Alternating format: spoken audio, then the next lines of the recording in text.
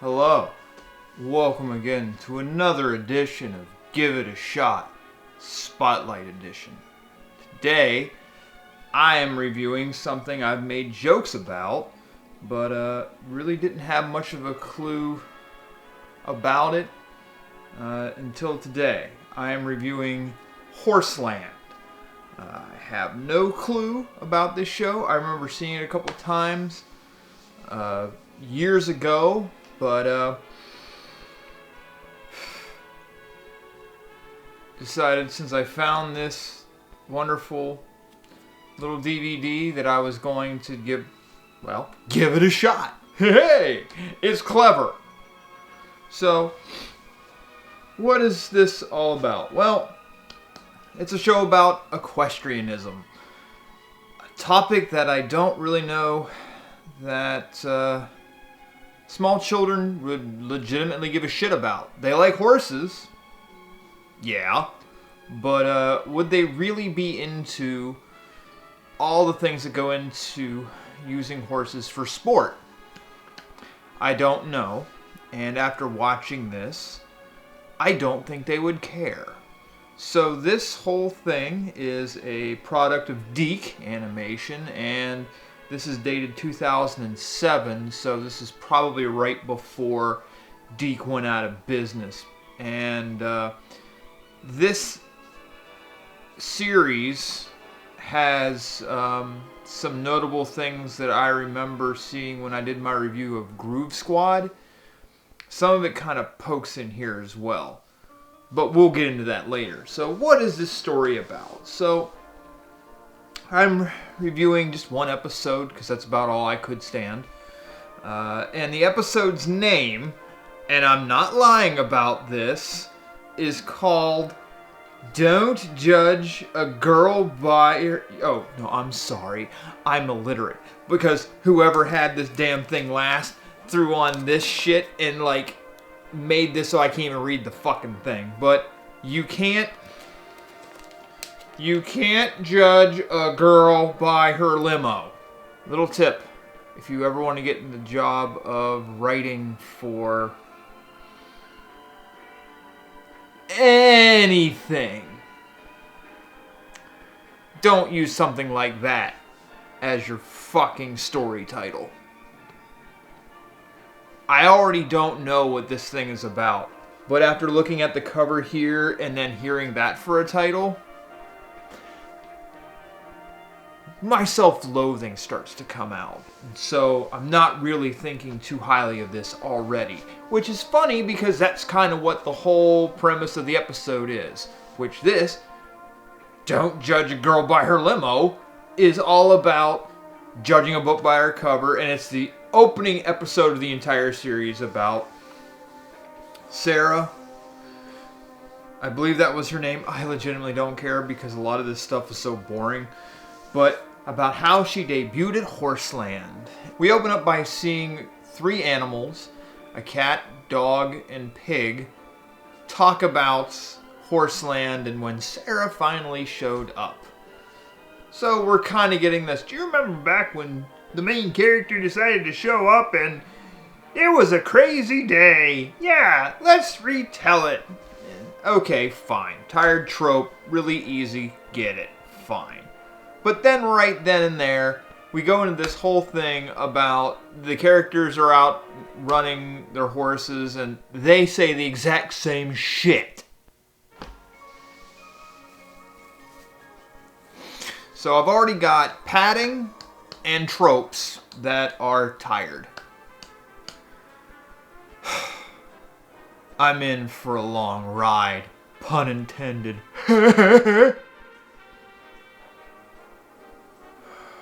Bottoms up, motherfucker. Oh, sweet Jesus, gross. Oh.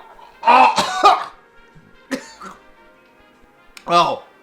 There's something else I didn't... Oh my god. Genuine piss water would taste better. Oh god. Fuck. So you may have noticed this here, sitting language, evaporated piss water, not good for palate. I won this. There's no other reason why I'm drinking this other than the fact that I won it. This is sugar-free Red Bull, which I didn't know existed. But who gives a fuck? It's here with its 10 calories and whatever the fuck it's got. It's bubbly piss water as far as I'm concerned right now. I won this in a contest. You may have noticed in my reviews... Man, that is really fucking with me. You may have noticed in my reviews, as I'm trying to maintain a straight face with all of this going through my system now, that I have a plethora of video games behind me during the reviews. They're not just there for show. I play them. And so there is a local competition where this small chain of stores that I frequent hold that high score wins a gift certificate, store credit essentially. And, well, I've won it probably too many times. I'm not saying that to boast. It's not even a humble brag. But I am apparently too good for the local market. Everybody else kind of sucks. Like, I understand the store's idea for this. They play NES, Super Nintendo, Sega Genesis games, and the high score over however many weeks that they hold the competition gets $25 in store credit. Well, there was a span of time between, I want to say, August and late November, early December, where I didn't lose at any of the stores I competed at. Now, I only kept at the 2 stores. So, every month I was earning between $50 and $100 in store credit when I would go at these 2 different stores. And I'm talking like all sorts of games. Tetris, Donkey Kong, Jackal, Super C, what else did I win at? Galaga twice, Earth Defense Force, Super Mario Brothers. Like, it got bad. So they had to change the rules. And basically, because they didn't want me winning all the time and they want other people to win, so they did this other thing where you spin a wheel if you're in the top 10 and you get little prizes. And this was one of those little prizes.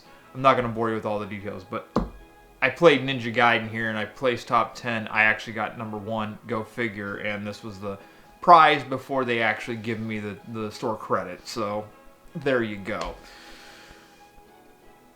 But story, this, because talking about this is way more interesting than talking about this. So it's all about the origin story of Sarah and her horse Scarlet, and apparently they have money, a shit ton of money. One of the richest people in the state, whatever the fuck that means, because, well, there's a billionaire in every state, believe it or not. Who is this new girl? The president's daughter? Close enough. Heard of Sarah Whitney? Her dad's got bank. He's one of the richest guys in the whole state. She comes to Horseland to learn how to ride horses, even though she's got some of the top-of-the-line shit. She's got a Hummer for a stretched out Hummer for a limousine, and that horse trailer is like the size of an RV. But fine, what the fuck ever. She's coming here to learn to ride horses. And before she even gets here, the easygoing people already have a problem with her, possibly because she's supposedly so rich, and then the 2 snooty girls, because you always gotta have snooty girls, already love her because she's got so much money. And throughout the course of the entire thing, the supposedly good people act like shit to her, and then the bad people, you know, the snooty girls actually treat her pretty well. And it's all because they judged each other and shit. And the horses do the exact same fucking thing. You know, oh, she's obviously so rich that her horse is going to have papers. Ooh, breeding and shit. So we go through this whole rigmarole. No, Pepper. Her new horse is gonna be a real thoroughbred. With papers, of course. Oh, at last. Somebody we can talk to, Chili. And none of this shit's justified. Everything that you look at during this entire episode is... She didn't ask for any of this mistreatment. She didn't ask for any preferential treatment. She gets dragged into this shit, and so everyone's got their opinions of her. And it gets to the point where she doesn't feel wanted. And it's like, what the fuck are you doing? But this is your story. And so for reasons that escape me, one of the proper horses during training day decides to bite another horse in the ass to make her have an accident. And it ends up, she gets hurt and her rider gets hurt. And Sarah proves herself by soothing the horse while the others attend to the rider. I found it very interesting that they wouldn't really show the horse falling over. I don't know if that's deemed too violent for anybody, but that's what they did. And then it was proven like right there, oh, she's not so bad after all. We were kind of assholes, which is another thing. The snooty girls, and this is like the only part in the entire thing that kind of has any redeeming quality. The snooty girls chastise the good people for being exclusionary. I can't believe you judged her without giving her a chance. That's like something we'd do. Okay, that's scary. Do you think we maybe kinda jumped to conclusions about her? Maybe. And it's like, whoa, fuck. We're like them? Well, that's fucked up. We can't be like them. Yeah, we should really do something about that. So, like, that's the only thing in this entire cartoon that was even like, oh, that's kind of clever. Even though it really isn't, but I'll say it is. And then they come back from the flashback, because we have 2 flashbacks and all this shit, because why the fuck wouldn't you? Because lazy ass writing. And in the end, they're like, oh, we're so glad that you decided to stay, and blah, blah, blah, blah, blah. And then all of a sudden, let's just have the last minute problem where a mountain lion shows up, and it spooks everybody. But then Sarah, or whatever the fuck her name is anymore, because I just don't care, goes in and, the horses scare off the mountain lion, but then she goes in chasing after the horses that chase after the mountain lion, because that's, a logical sentence that I just said, and comes back with the 3 horses that ran off after them, and yay, story ending. I was bored a lot. I really can understand how Deke went out of business. I mean, like I said, I reviewed Groove Squad in the past, and I thought like that was when Deke went under, but apparently not. They somehow lingered on until 2007. And someone thought this was a good idea. I don't know if they were trying to, latch on to the horse craze, because there wasn't one really right there. I mean, My Little Pony's been around since the early 1980s, but 2007 they were in kind of a nadir. They were not doing anything great, and Friendship is Magic is 3 years away at this point. So I guess someone thought, hey, let's fill the gaps, and there's a need for horses, so we'll do this. Because it's not needed. And none of these characters are really memorable. If anything, there's just stock characters. Now, I will say that there's a little bit of a decent mix of characters. It's not just what I really would have thought, which was just these white girls on the cover. It's actually a little bit of a diverse cast, although I feel like it's kind of tokenism, but it is what it is. So, your writing is boring, 1. Your animation is getting really cheap. It's a lot like Groove Squad in that aspect. Like, they're doing a lot of animation-saving techniques that I guess Deke became notorious for, especially since I've reviewed Mary-Kate and Ashley in action. Like, I've kind of noticed this trend with them. with Deke, so this sort of carries on that cheap tradition. I don't know who really thought this was going to make money, but they thought it would, so they did it. It's not compelling in the least. It's tried and true tropes that they just go with. Flashbacks, remember when character, and little things that make relatively no sense. It's just not any good. And then the fact that it's the main character has more money than God. And the fact that at the end she's like, well, the money isn't the important thing. It's all about making friends. And I'm like,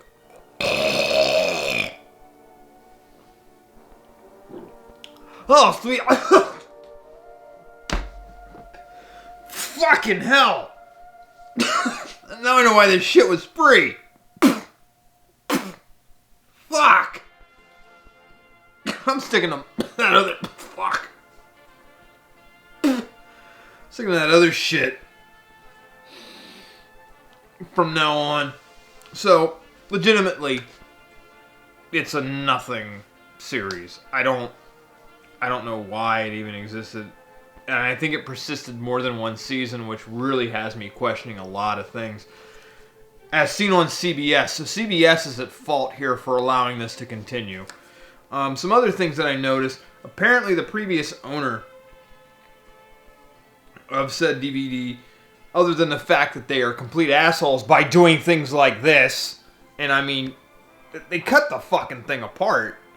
But whatever. This was a dirt cheap DVD. Must have really loved horses. I mean, this is the pack-in stuff. I guess this was a toy line at some point because they have stuff in here for toys, as well as a puzzle and a ribbon game, which I don't quite understand. And it looks like they got some web browser games that look cheaper than most mobile games. So your guess is as good as mine. Oh, and they even have a book series. They were trying to go the Mary-Kate and Ashley route with everything. Well, that's adorable. Not that I care. But apparently previous owner, while also being destructive as shit, also had a thing for horses, because I got a newsletter here called Blaze News, which is for horse crazy kids. I don't know thing one about this, but I just find it weird that it's in here. And it's all this stuff talking up horses. What do you need to talk up horses for? People love horses. They're expensive as shit to own, which is already part of the reason why I have self-loathing for this. But it's there. Well, anyway, they've got stuff about quizzes about horses in here. They talk about the mascot for Blaze magazine, who's named Blaze, and giving her all her stats when she's born. Oh, look! They're illegally using Calvin from Calvin and Hobbes in their... That's a copyright issue. That should be their ass. Okay. I mean, it's way too late now, but you could definitely go after him for that. Oh, maybe I'm completely wrong, but they also have Horseland DVD advertisements in this, so maybe this is part of it. So in other words, this is some weird pack-in thing along with it. What the fuck, man? This is supposed to just be about a cartoon about horses that talk up shit and you know, kids with... That's the other fucking thing. Because this just popped in my head. So, as you can see, this is a little bit of a scattershot review, and I'm okay with that. Again, the distilled piss water is fucking with me here. I already had problems with the whole premise. What the fuck? These kids are at a school for equestrianism. they already have money, and now they're gonna bitch that somebody else has more money than them. Because there's a scene where before the main character shows up, the characters are complaining about having to do extra work. And the first